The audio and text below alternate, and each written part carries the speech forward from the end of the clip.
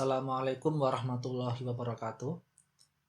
Sebagaimana penjelasan sebelumnya bahwa kalimat dibagi menjadi tiga, kalimat isim, fi'il, dan huruf. Kalam dalam bahasa Arab atau bermakna kalimat dalam bahasa Indonesia, dan kalimat dalam bahasa Arab bermakna kata dalam bahasa Indonesia. Namun terkadang kalam juga disebut kalimat. Contohnya adalah kalimat thayyibah, la ilaha illallah, tiada Tuhan selain Allah. Walaupun tersusun dari beberapa kata, namun bisa disebut sebagai kalimat. Pengantar isim. Isim merupakan suatu kata atau kalimat yang menunjukkan arti benda dan tidak terikat oleh waktu. Contohnya mistorotun, hindun, zaidun, kursiun, kolamun, ingsanun. Anwa'ul asma.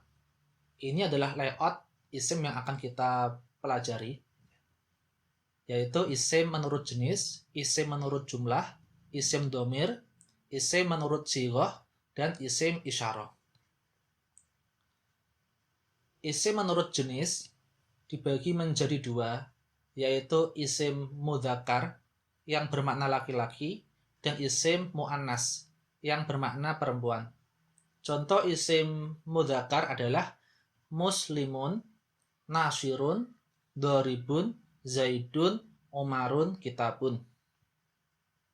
Ciri khas daripada isim mudzakkar adalah tidak ada huruf ta marbutoh.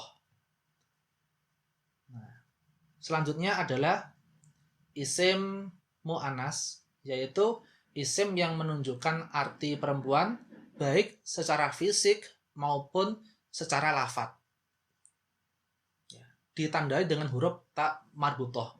Contohnya muslimatun, nasyiratun, doribatun, fatimatun. Jadi ta marbutoh ini merupakan tanda isim mu'annas.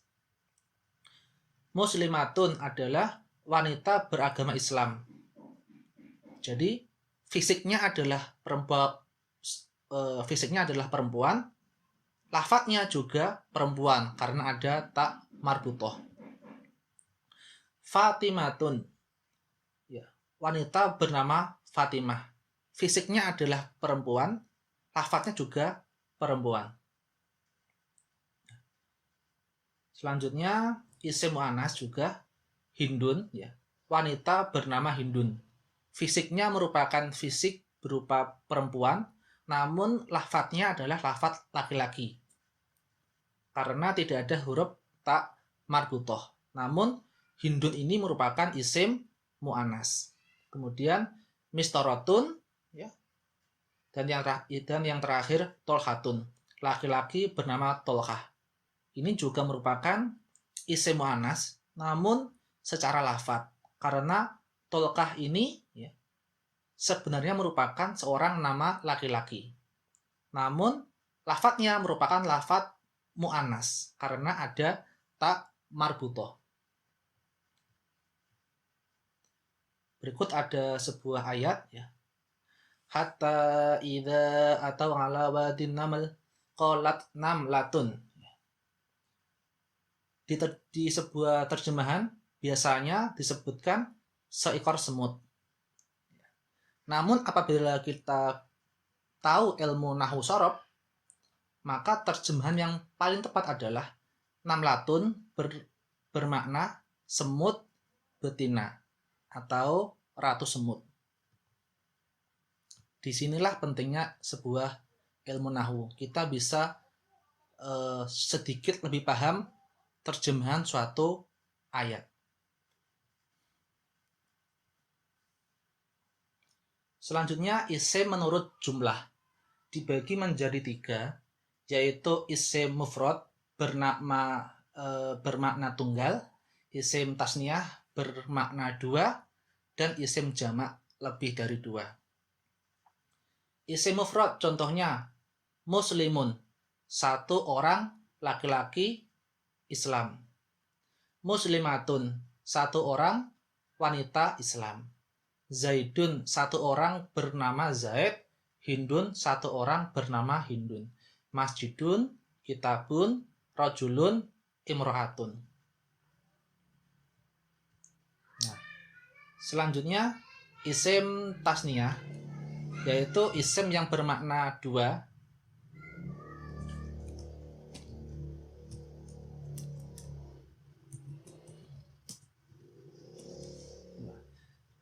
Dibentuk dengan cara isim mufrad ditambah huruf alif nun atau ya nun. Contohnya ya, muslimani, dari kata muslimun.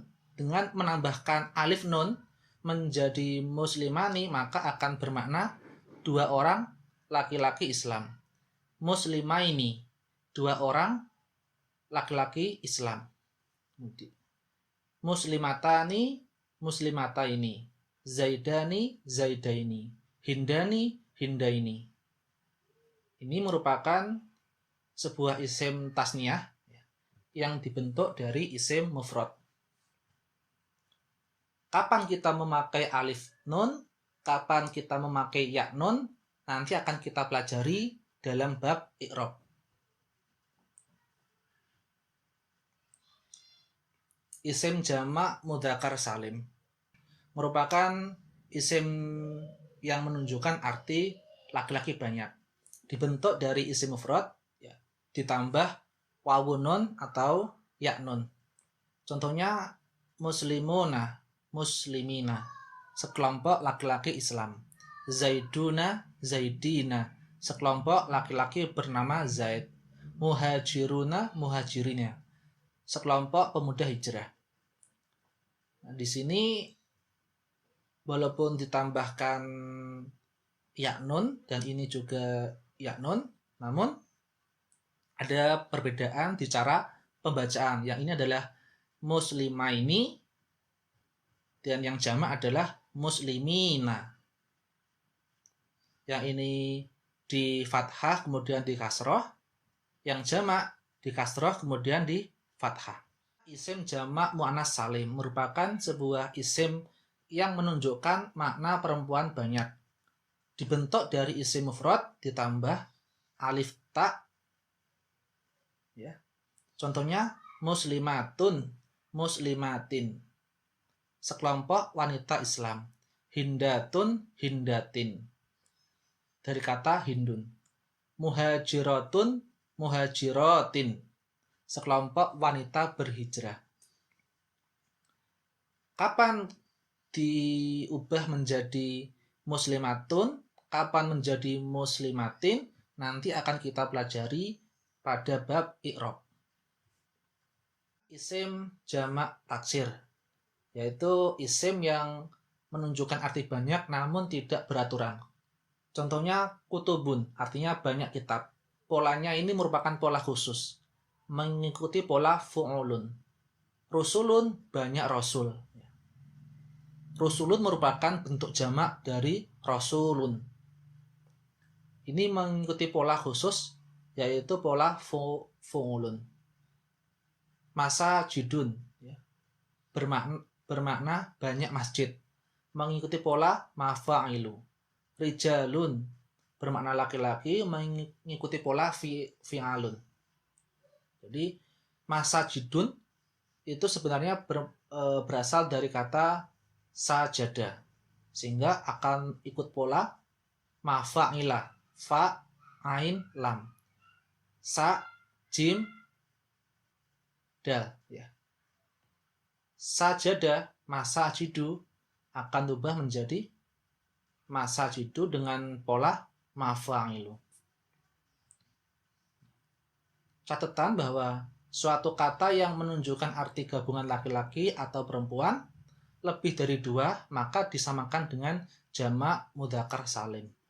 Contohnya, assalamu alaina wa ala ibadillahi sholihin. Di sini sholihin sebenarnya bermakna mudzakkar jamak, yaitu laki-laki soleh. Namun juga bisa berarti hamba-hamba Allah yang soleh, baik laki-laki maupun perempuan.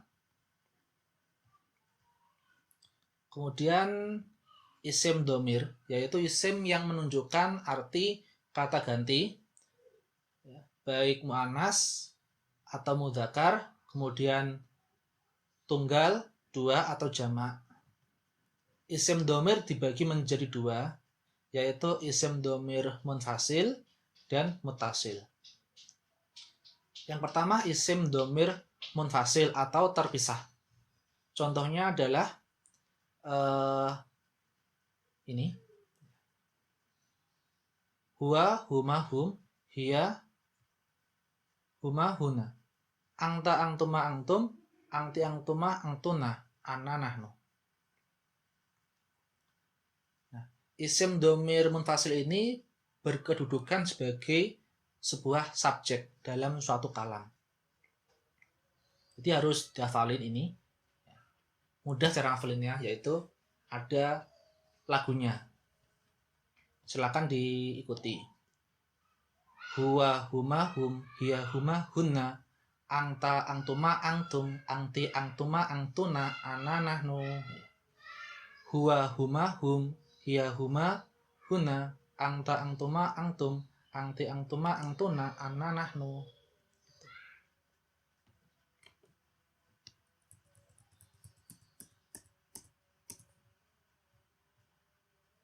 Nah, huwa bermakna dia, satu orang laki-laki. Huma bermakna mereka, dua orang laki-laki. Hum bermakna mereka, lebih dari dua laki-laki. Begitu seterusnya.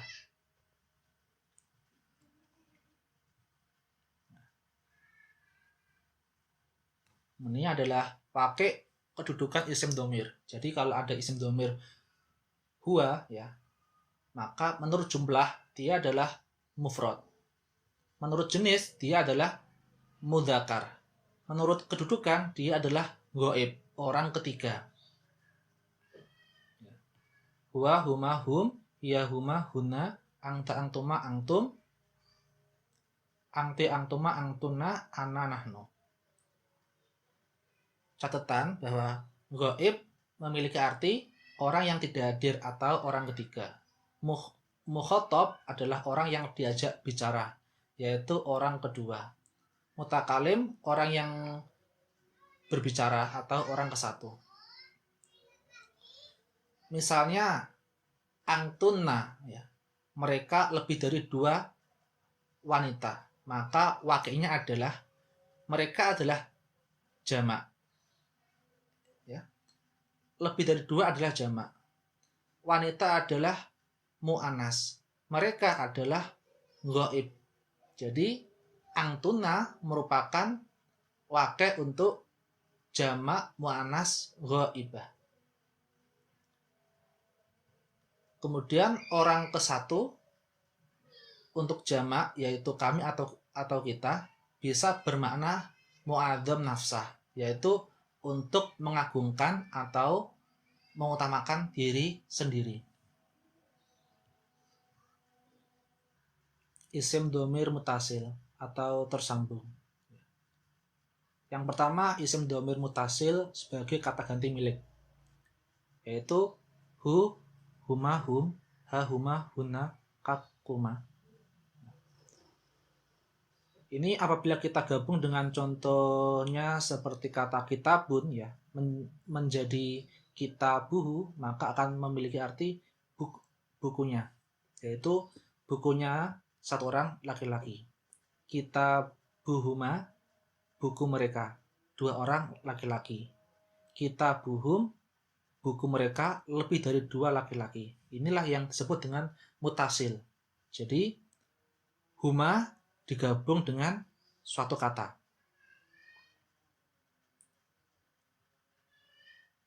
Nah, begini cara menghafalkannya, ya. Huhuma hum, ya. Huhuma hum, ya. Hahuma hunna, kakuma kum, kikuma kunna, ya nah. Coba diikuti. Huhuma hum, hahuma hunna, kakuma kum, kikuma kunna, ya nah. Selanjutnya isim dhamir mutasil sebagai kata ganti subjek untuk fi'il madhi. Contohnya adalah doroba, ya, doroba, dorobu. Untuk orang ketiga yang laki-laki, isim domirnya disembunyikan. Kemudian dorobat, dorobata, dorobna. Dorobat memiliki arti dia satu orang perempuan telah memukul, ditandai dengan huruf ta yang disukun. Kemudian dorobata, mereka dua orang perempuan telah memukul, ditandai dengan huruf ta dan alif. Nanti ini silakan dihafalkan juga, dihafalkan cara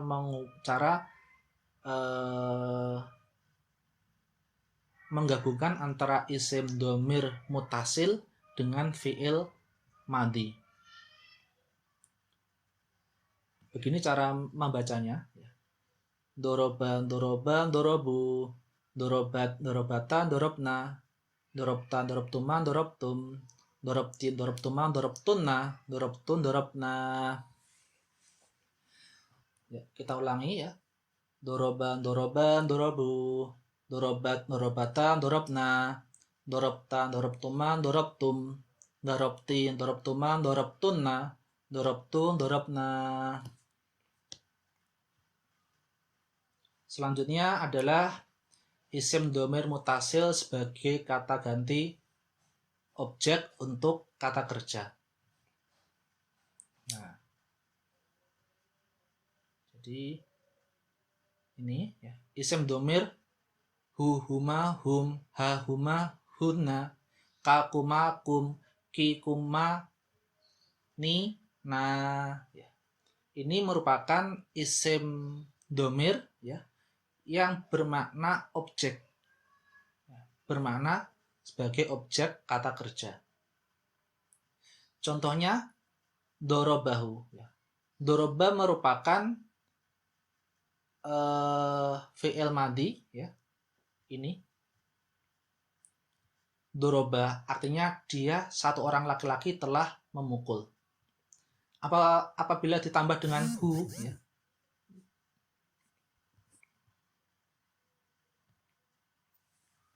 maka akan memiliki satu orang laki-laki ya. Dia satu orang laki-laki telah memukul seorang laki-laki. Nah, hu di sini sebagai objek, yaitu seorang laki-laki yang tidak diketahui atau orang ketiga. Kemudian dorobahuma ya, dia telah memukul mereka. Huma di sini bermakna mereka sebagai objek, yaitu dua orang laki-laki.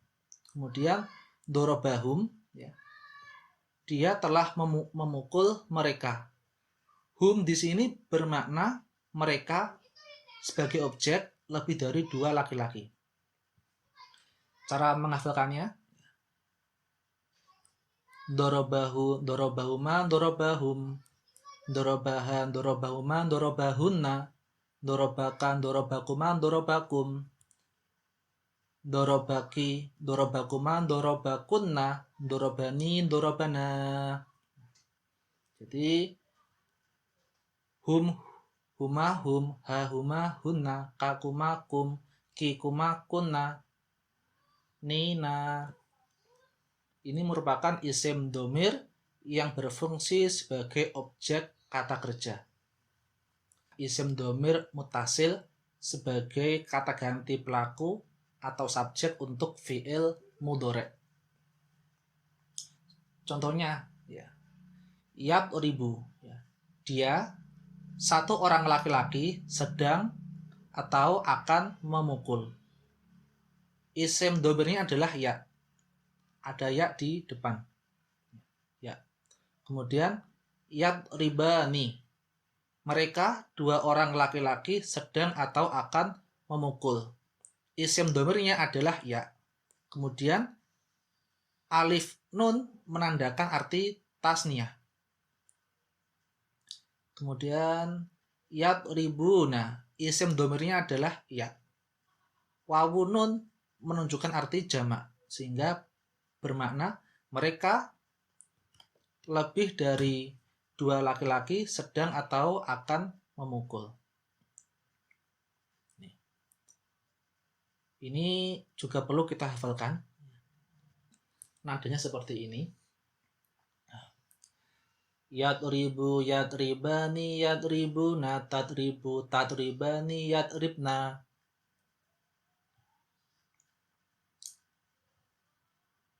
Tadribu, tadribani, tadribuna, tadribina, tadribani, tadribna, atribu, natribu.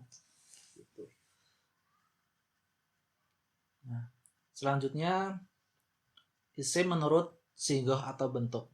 Suatu kata dapat dibentuk dari bentuk satu ke bentuk lainnya, sesuai dengan makna yang kita kehendaki. Isim menurut sighah antara lain yaitu isim masdar. Ini merupakan kata asal. Masdar, kata asal.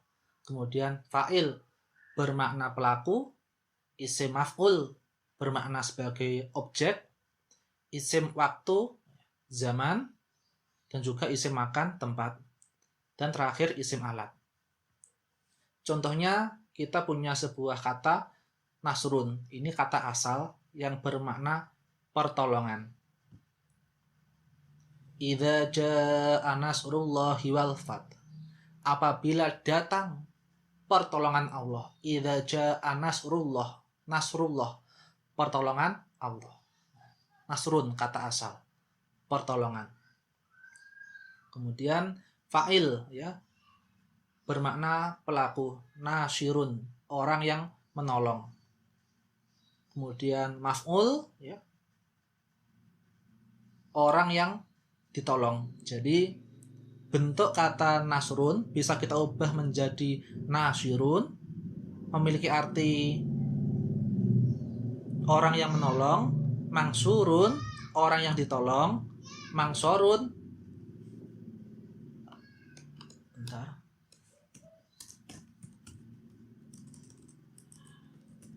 waktu menolong, tempat. Mangsorun, tempat menolong, tempat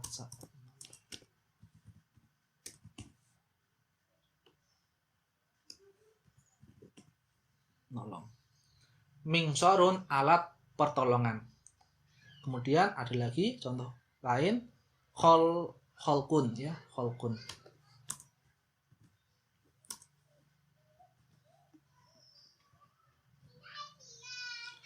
Kholkun artinya ciptaan.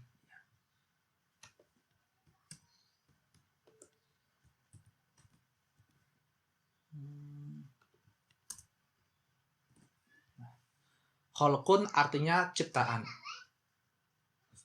Kita ubah ke bentuk fa'il, yaitu fa'ilun artinya yang menciptakan, yaitu Allahu khalaqas samawati wal ard. Allahu khalaqus samawati wal ard. Allah adalah khalaqus samawati wal ard, pencipta langit dan bumi. Kemudian makhlukun ya, yang diciptakan, makhluk yang diciptakan. Makhlak ya, makhlakun ya, waktu saat menciptakan, makhlakun tempat saat menciptakan, sama ini. Kemudian terakhir mikhlakun, alat untuk menciptakan. Jadi nah ini isim masdar merupakan isim yang menunjukkan kata benda asal pekerjaan. Itu apabila kata kerjanya adalah nasoro, menolong, maka kata bendanya adalah nasrun, pertolongan. Kholako, menciptakan, kholkun, ciptaan. Nah, ini adalah masdar. Isim fa'il menunjukkan arti pelaku pekerjaan. Maf'ul sebagai objek, zaman makan sebagai waktu melakukan pekerjaan. Dan terakhir isim alat, yaitu isim yang menunjukkan arti alat yang digunakan untuk melakukan pekerjaan. Kemudian isim yang terakhir yaitu isim isyarah, yaitu kata benda yang bermakna petunjuk.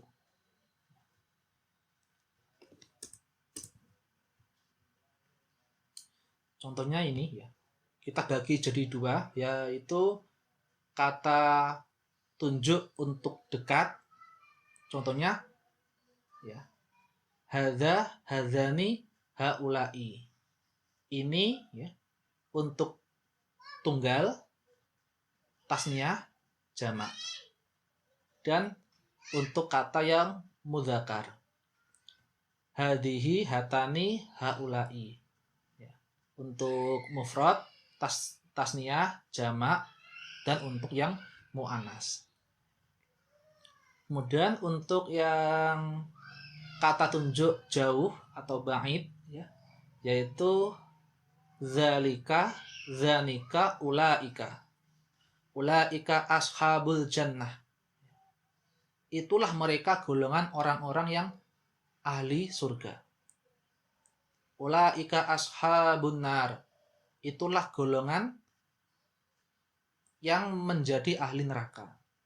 Ulaika bermakna jamak untuk mudzakkar. Kemudian untuk tasniahnya tilka ya, bermakna itu untuk yang mufrad atau tunggal, tanika untuk yang tasniah, ulaika untuk itu yang bermakna jamak. Contohnya adalah ya ini, zalikal kitabul la raiba fih dalam surat Al-Baqarah. Zalikal kitabu, kitab itu ya, zalikal kitabu, kitab itu yaitu Al-Qur'an, la raiba fihi adalah tiada keraguan di dalamnya. Ya, anwa'ul af'al, macam-macam fi'il. Ada fi'il madhi, fi'il mudhari, fi'il amar, dan fi'il nahi. Fi'il atau kata kerja dibagi menjadi 3, yaitu fi'il madhi, fi'il mudhari, dan fi'il amar.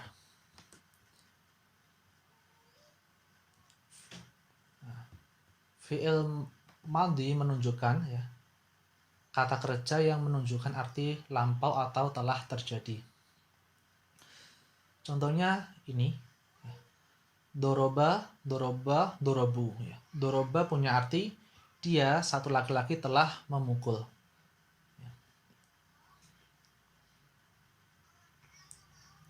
Doroba, doroba, dorobu, dorobat, dorobata, dorobna, dorobta, dorobtuma, dorobtum, dorobti, dorobtuma, dorobtuna, dorobtu, dorobna.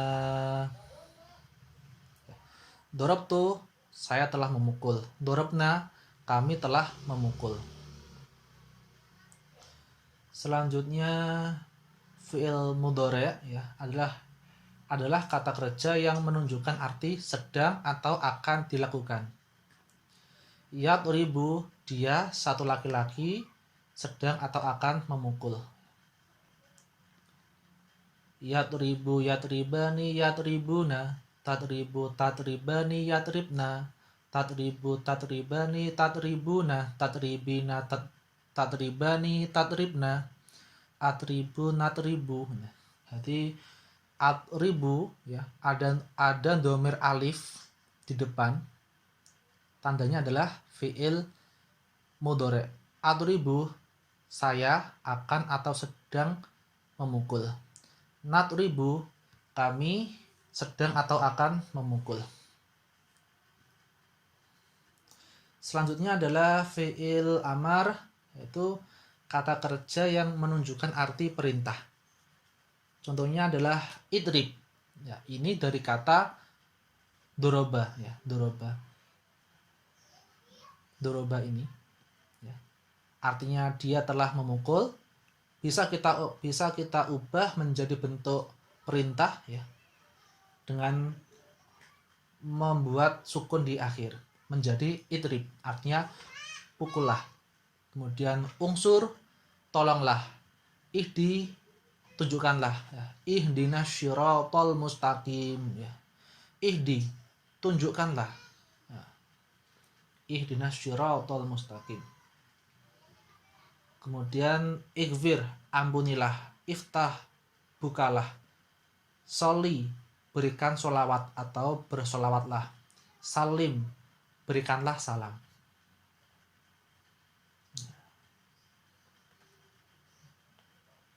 Nanti pola-pola ini akan kita pelajari, ya.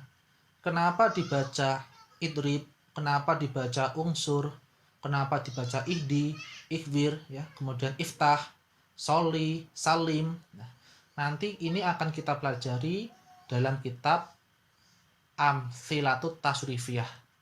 Jadi ini hanya sekedar sebuah pengantar saja, sebuah pengantar.